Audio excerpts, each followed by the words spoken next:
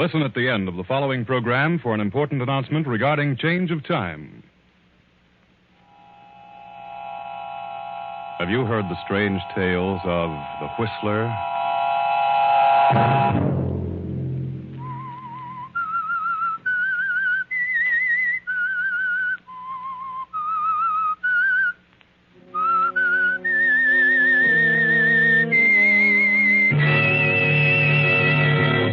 I'm the Whistler.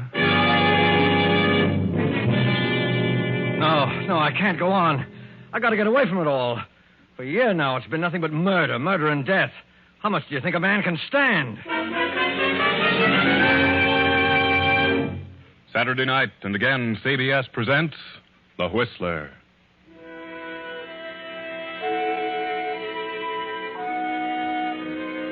I, the Whistler, know many things, for I walk by night.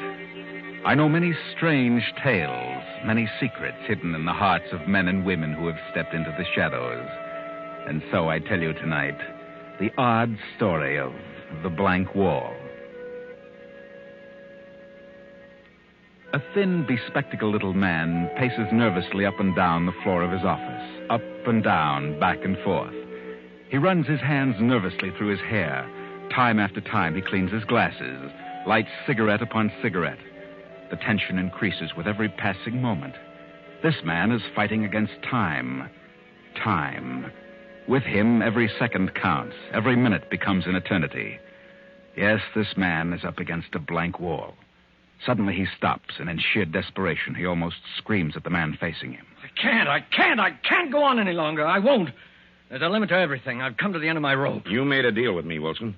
So far, you've done very well. But you can't back down now. It's too late. I've done everything you've assigned to me. But don't you understand? It's tearing me to pieces. It's wrecking my nerves. I can't eat. I can't sleep. It's too late to quit, Wilson. You've gone this far, and I warn you, you can't pull out now. Murder, death. How long do you think I can go on doing such things? How long? You'll go on and on until we're through with you. I won't. Yes, you will. Furthermore, you'll like it, or... well, you know what'll happen. What do you mean? You know what I mean, Wilson. If you think you can walk out on me after all you've done, considering what you know about everything here, well, you've got another think coming. But I'm afraid. Afraid of what? I'm afraid I'll lose my mind. You won't. For the last 6 nights now, I haven't been able to close my eyes. All I can see is poor Gregory Hellman. Hellman? Yes, awake or asleep, all I can see is his body buried in the cellar. And 2 weeks ago, it was John Henderson, dying in agony. I wake up in the middle of the night screaming. Oh, nonsense. On the surface, I'm a quiet, gentle person. No one around me knows the awful things that go through my mind. That's what I'm afraid of. What? Oh, that I'll suddenly go haywire. Look, Griskin, you've got to let up on me, for a while at least, or I'll crack up. All right, Wilson. All right. We'll give you a rest. You will, Griskin? Yes. After this one. What? Which one? Olivia Martin. Olivia Martin? Yes, Olivia Martin. Oh, what's wrong? I thought I'd worked that all out. Oh, the plan's fair, but there are a couple of loopholes, Wilson. And one thing we don't want is a loophole. Right? We've never slipped so far. We can't afford to now. No. Well, all right. I'll check on it. I'll straighten it out. And make it airtight, Wilson. And then can I get away from everything for a while? If you plan it so that Olivia Martin takes the rap for everything, then I see no reason why you can't have a rest from all this. All right, Griskin, I'll do my best, but... But what? Oh, isn't there anyone else who could work it out? No. Only you, Wilson. And you'd better start now. Understand? Yeah, I understand. I'll be back around 5:30, and I'll expect a foolproof plan. I mean one with no holes in it. So long, Wilson. Yes. Well, Wilson, you're on the spot, aren't you? You heard what the boss said. No loopholes, no slip-ups. And Olivia Martin must take the rap. But just how are you going to plan this murder, Wilson? Olivia Martin, husband Fred Martin, wealthy advertising executive. How? How can I work it out? Oh, you can do it, Wilson. You can do it. You've planned things like this before. And the one who really did it was never caught. But Olivia Martin is innocent. You're very clever. You can concoct something and make everyone believe it, whether it's true or not. Yes, but what? I'm up against a blank wall. Come, Wilson. A professional killer, a murderer, one who knows all the tricks, up against a blank wall. Yes. There must be some way. Yes. Why don't you plan this one in reverse? Look at it from the standpoint of the detectives. Start with the moment Olivia is accused and trapped. Think in reverse, Wilson, and work backwards. Yes. I'll start with Olivia when she's caught. That's right. Now, supposing it's this way. Suppose Olivia Martin had returned to her home in New York. The plane she was flying crashed, and her husband's secretary, Doris Hammond, was killed. Now, Fred Martin, Olivia's husband, who has been living at his club, goes home to question Olivia. Hello, Olivia. Fred. Oh, Fred, it was terrible. I can imagine. I'm sorry, Olivia. I don't know what happened. All of a sudden, my motor went dead. I couldn't find a clearing anyplace. I thought I saw a place, but it was more trees, and with no motor, I couldn't pull up in time. Where were you going, Olivia? Why, well, after you left for the club, I got to thinking things over, and I just couldn't remain another night in this house alone. So I decided to go to my sister's in Detroit. I see. Poor Doris, I was never so shocked in my life. Fred, I'm so sorry. So terribly sorry. No, get hold of yourself. You couldn't help it. I know how you must feel, Fred. I'll certainly miss her. Can you ever forgive me? Of course, Olivia. I never want to fly a plane again. Never. Tell me, how did Doris happen to be with you? Where was she going? Why, well, she said she wanted to visit a friend in Buffalo, asked me if I'd drop her off there. How did she know you were flying that way? Well, I went to your office and told her I was going to Detroit and asked her to draw some money for me. I told her I'd be glad to put down in Buffalo. I can't imagine why she'd leave the office in the middle of the week to visit friends out of town. Maybe she had some business to attend to on the side. Olivia, are you telling me the truth? Why, what do you mean? Have you told me the real reason why you wanted to leave town? Certainly. Are you sure you weren't carrying out a plan? Plan? Didn't you have a definite idea in mind when you wrote that note to me at the club? Note? Yes. You seem to have forgotten the note. Why don't you tell the truth, Olivia? Weren't you running away from something? Running from what? Why don't you tell the truth? Yes. Yes, I did make up my mind to do something terrible. I was going to kill her. And myself. But after I mailed the note to you, I seemed to come to my senses. I couldn't go through with it. So you decided to forget the idea and go on to Detroit? Yes, I swear I changed my mind about killing her. I just couldn't be a murderer. You expect me to believe that? I know what you think, the note and everything, but I didn't do it. The note is certainly evidence against you. Where is the note? You must destroy it, Fred. Don't tell anyone about it. What time did you talk to Doris at the office? About noon, I think. And you mailed the note the night before? Yes. Left town at 5? Yes. What did you do in the meantime? I can't remember. I'm so confused. I went shopping for a while. Are you sure? I changed my plan to kill her by the time morning came. You're going to have a hard time proving that. It's the truth. The police think you did kill her. Police? What do they know about it? They were waiting for me when I got back from Boston. They'd already found the note at my club. That's where you made your big mistake, Olivia. But The detectives are here now. They want to talk to you. Come in, Captain Evans. Thank you. Olivia, this is Captain Evans. Good morning. He'd like to ask you a few questions. Yes. Is it true that your husband left you a few days ago with the idea that you were to get a divorce? Yes, You believed that your husband was in love with another woman? I did. Did you know who that woman was? I did. After he left you, did you write this note to him? Yes, I wrote it, but I didn't The mean next day, you got some money at your husband's office. And at exactly 5 o'clock, you took off in your plane. Yes, but I changed my mind. I couldn't go through with it. Where were you between noon and 5 o'clock? I went about town. I really don't remember what I Can did. you prove where you were during that period? I don't see how I could. What difference does it make where I was between noon and 5 o'clock? It makes a lot of difference. Because it was about that hour that Rita Bartow was stabbed to death in her apartment. Rita Bartow? The head of the art department? Yes. The weapon has not been found. There were no clues, excepting your note to your husband. Rita Bartow? I don't understand. Rita Bartow was the other woman, the woman your husband was in love with. I'm sorry, but you got yourself in a tough spot. Come along, Mrs. Martin.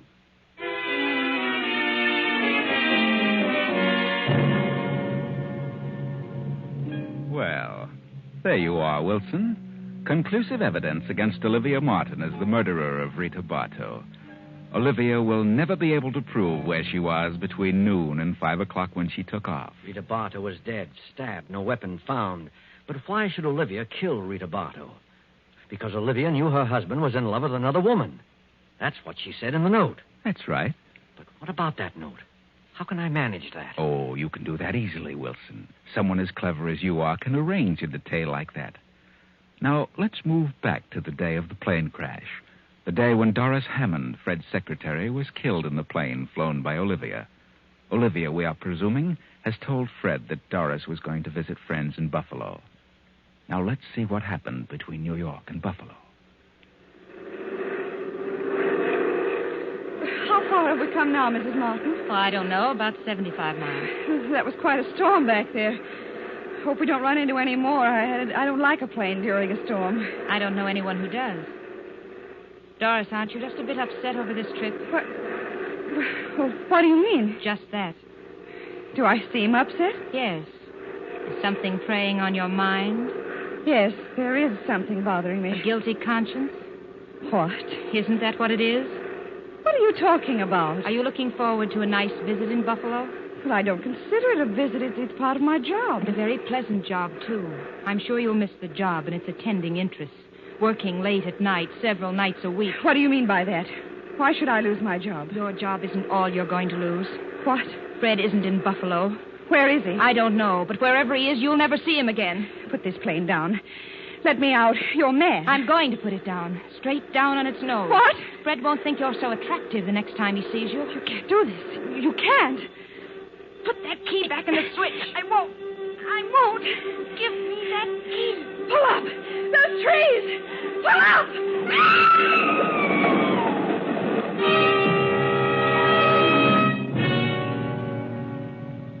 Well, they hit the treetops, and when a farmer who sees the crash reaches them, he finds Olivia thrown clear of the wreck and still alive. Doris, of course, is dead. Not bad so far, is it, Wilson? But now what? Now, this should happen after 5 o'clock when Doris and Olivia took off in the plane. Now, what should happen between noon and 5 o'clock? Yes, that's the period Olivia can't account for. All right. Let's go back to, say, 2 o'clock, 2 in the afternoon. One of your own choice characters, Wilson, who has been working in Fred Martin's advertising agency as an artist, has just returned from an errand on which he's been sent by Doris Hammond. Remember that. Doris Hammond. And the character is Jack Mallory. Jack Mallory, where on earth have you been? You know what time it is? 2 o'clock. Oh, I'm sorry. I got to talking, and I didn't realize the hour. What about the art layout? Did Rita select one? Oh, yes, this one. She made a couple of changes in it. What change? Oh, nothing important. Just wanted this section here set up in red. It stands out better. Yes, so it does. Well, I better put this through right away. Sorry to have been so late with it. I'm glad you got back with it before I left. Left? Mm-hmm. Where are you going, Doris? Mr. Martin phoned. He wants me to join him in Buffalo. Something important has come up. Buffalo? I thought he was in Boston. Yes, but he had to run over to Buffalo in a hurry. Oh, Buffalo. Mm-hmm. Oh, that's strange. What's strange? Oh, well, I mean his being in Buffalo. Oh, what's strange about it? Oh, I don't know. I suppose he could be in Buffalo. What's the matter with you, Jack? Well, nothing. Nothing at all. Lean over here. What? Why? A little closer. What's the matter? Well, of all things. Now I've seen everything. You've actually had a drink. You, of all people. Well, I don't approve of it as a rule, but I walked back from Rita's place. I got my feet a little wet in the rain. Felt kind of chilly. Afraid I was catching cold, so I stopped in the bar on the way back and had a drink. Well, I hope you don't get sick. Can't afford to have you and Rita both out. No, that's right. There's lots of work to be done this Here, week. take off that top coat. It's damp. Let me have it. I'll hang it over the radiator. Well, What's wrong? how on earth did you do this? You've spilled ink on the front of your coat. Yeah? Well, what do you know? That's a fine thing. I just got it yesterday. Oh, I must have done that over at Rita's when I blocked that section in red. You ought to get it out as soon as possible. Here, hand me that towel from the closet and dampen it. No, don't bother, Doris. I'll have it cleaned tomorrow. Get some of it out now. Thanks. Certainly hard to get off. It's probably dried in by now. Strangest ink I ever saw. It doesn't seem to be ink. More like blood, if you ask me. Blood? Let's see. See, that is strange. Let me see that art layout. It does seem a little darker than this on the card. Oh, maybe the cloth has something to do with it. Perhaps. Better let the cleaners worry about it, huh? What time are you leaving, Doris? In a few minutes, I'm flying from the airport around 5. Well, good luck, Doris. I'll see you in a few days. Thanks, Jack. Take care of yourself. And lay off the liquor. That's bad stuff to get started on. Are you kidding? What do you think? For a few moments, Doris stands staring after Jack as he passes through the door to the outer office. She picks up the towel, studies it for a second, then tosses it into a desk drawer and leaves the office. Now, Wilson, what happened preceding the incident we've just worked out? Well, suppose it's arranged that Olivia Martin visits her husband's office and calls on Doris, her husband's secretary. Good afternoon, Miss Hammond. Oh, how do you do? I'm in rather a hurry. I have a number of things to do this afternoon. Help you? I suppose you're quite busy yourself. Yes, my work always doubles when Fred leaves town. Fred? Yes, Mr. Martin. Oh, yes. My husband. I suppose it does seem strange for an employee to call him Fred. But for some reason I've gotten into the habit and can't seem to break it. He doesn't seem to mind, however. Is that so? After all, you're like one of the family, aren't you, Miss Hammond? Yes, I've been here for several years. You've been Fred's private secretary for how long now? Almost a year. Pleasant work, is it? Oh, you've no idea how absorbing this business can be, Mrs. Martin. I realize that it must have a certain amount of extremely interesting moments. You should drop around here more often, Mrs. Martin. How right you are. Things might have been different. Different? Yes, I mean if I'd taken an active interest in the business. Well, at times it gets rather dull waiting at home, especially on long evenings when one's husband has to stay in town on business. But I mustn't take up your time with personal problems. I want you to have a check drawn to me for $500. Very well. I'll attend to it at once. Have you heard from Fred since he left? No, I haven't. He phoned me this morning. He did? He left an important paper at home, and he knew I was flying to Detroit tonight to visit my relatives. Yes. So he wants me to drop it off for him at Buffalo. Buffalo? I thought he was in Boston. He was, but he had to rush over to Buffalo. Some unexpected business came up. He says he needs you very badly. He wants me to come to Buffalo? Yes. I told him I'd notify you and bring you with me. I'll be leaving the airport about 5. Well, I'll meet you at the airport. Is there anything in particular he wants me to bring? No. Nothing but the paper he left at home. Very well. I'll be at the airport. Do you mind flying, Miss Hammond? No, not at all. That's good. I'll see you at 5.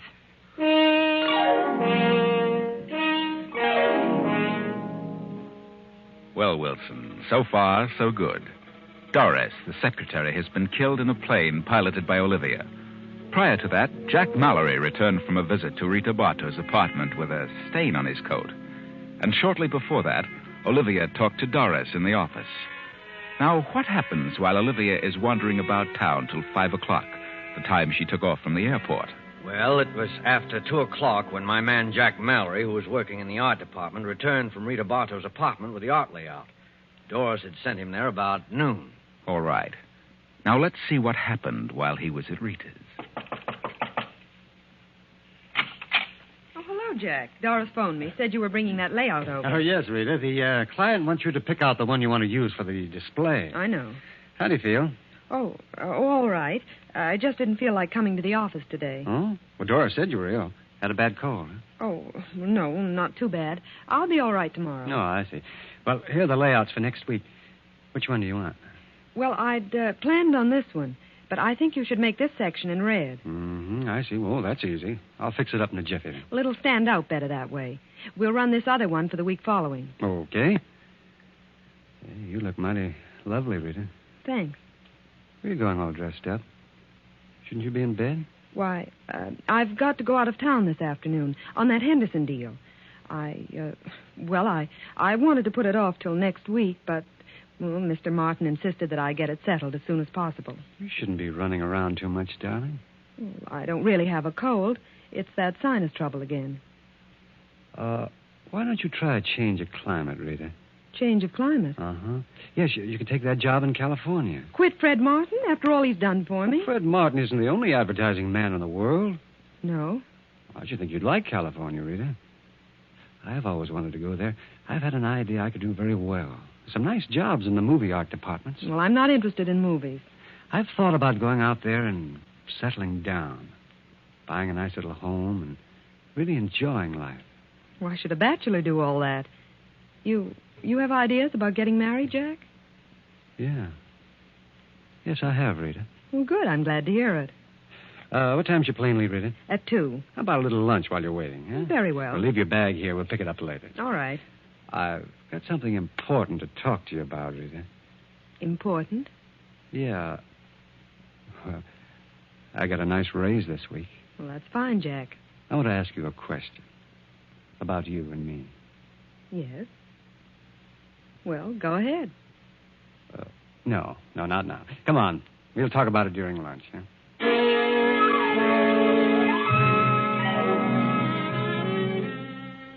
Now, we know, of course, what Jack had to say to Rita. That's obvious. Marriage. But if Rita was ill, why was she leaving for an out-of-town appointment? Well, the next step is the most important. Remember, Wilson, Olivia and her husband Fred had come to the parting of the ways, and Olivia wrote a note. Yes, that was the part that made the whole thing logical. The part that afforded a perfect setup for me. Olivia was pacing the bedroom floor long past midnight when Fred came home and knocked on her door. Olivia? You awake? Yes. Come in. I thought you might be asleep. Asleep? How could I sleep? Well, it's 1 o'clock, isn't it?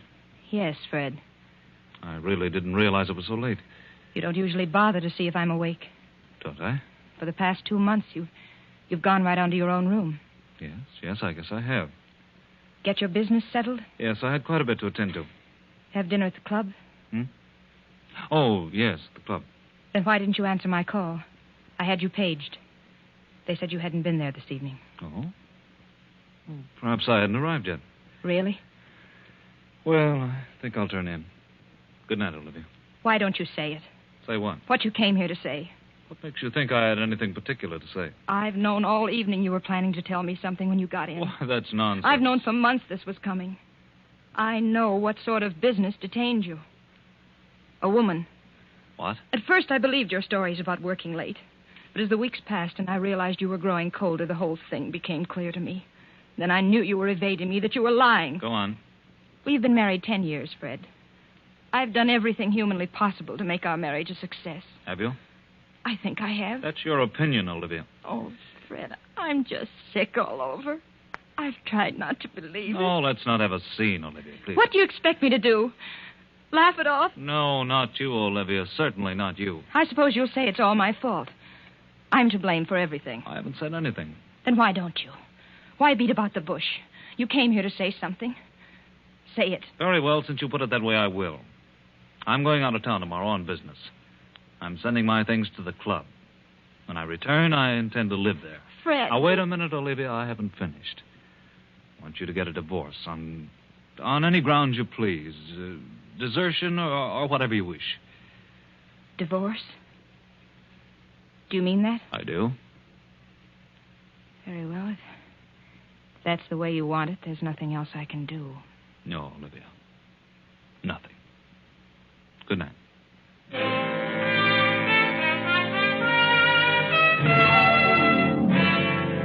Well, there you are, Wilson. That was what led up to Olivia's writing the note to Fred at his club. The note that made this whole thing possible. She mailed it the following night. That note was the complete evidence against her, Wilson. What does it say? Fred, the very thought of losing you, the thought of divorce, the thought of giving you up for another woman is more than I can bear. The shame, the disgrace, the scandal of it all would, I know, drive me insane. Regardless of what you may think, I refuse to accept the responsibility of the failure of our marriage. I know who caused it, and I know who she is. You'd never be happy with a woman of her type. You'd be throwing your life away. I refuse to give you up to her, and so I have made a decision. Goodbye, Fred. Olivia. Now, Wilson, because of that note, Olivia will be accused of the death of Rita Bartow because Rita was really the woman. her husband was in love with. She thought it was Doris, Fred's secretary. She lied to Doris when she said Fred had asked her to bring Doris to Buffalo. Fred wasn't in Buffalo. Olivia planned to crash the plane and kill herself as well as Doris. But Olivia survived only to be accused of the death of Rita. Actually, you fix it so that your choice character, Jack Mallory, killed Rita when he learned that Rita was really going to Boston to be with Fred Martin. And the ironical part of it will be that Olivia killed the one person who knew about the odd stains on Jack's coat. Blood stains. Yes, Doris will be the only one able to clear Olivia and place the guilt on Jack Mallory. But Doris will be dead. It works out perfectly, Wilson. You're not up against this blank wall now. The murder is perfect, and no one will ever know who really did it.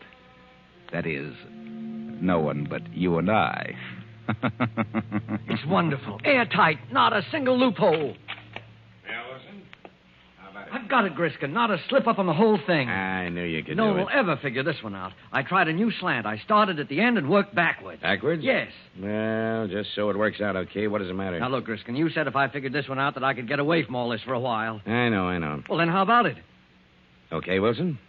I'll give you a month on one condition. Well, what's that? That you really get out of town. What do you mean, Griskin? I know that other outfit's been after you. I know they've offered you a better deal, but if you try to walk out on us now, well, I don't think I need to say any more. Well, then, how about a raise when I come back? A raise? Okay, Wilson, that's a deal. You'll get a raise. But if you know what's good for you, you'll be back here in exactly 1 month. Yeah, sure, I understand. I'll be back. Why, I'm not going to leave you. You know I wouldn't think of such a thing. Maybe while I'm gone, I'll figure out some new tricks. Yeah? Well, enjoy yourself, Wilson, because you're going to be a busy man when you get back. We've got this is going to be a busy season for murders. So long. Yeah. So long, Chief. Well, the boss was perfectly satisfied with the way Wilson worked out the details of the job. And Wilson was more than pleased, too.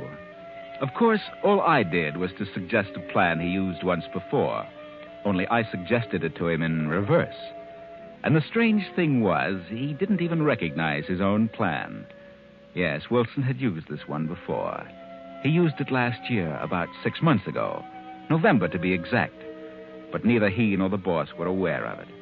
In other words, a plot is just as good worked backwards as it is forwards. Oh, by the way, I should mention now that Wilson was not an employee of Murder Incorporated, and Griskin is not a gangster chieftain. No. Wilson was really a top writer for a detective story weekly, and Griskin was the editor of the magazine. Poor Wilson was just up against a blank wall, so I thought I'd help him out.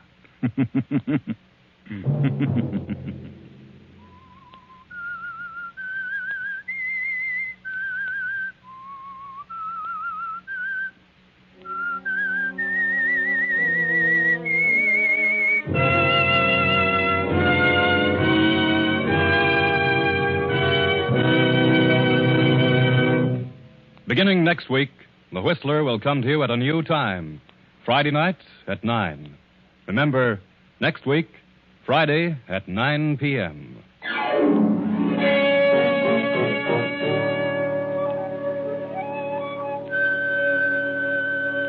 Original music for this production was composed and conducted by Wilbur Hatch. The Whistler is written and directed by J. Donald Wilson and originates from Columbia Square in Hollywood.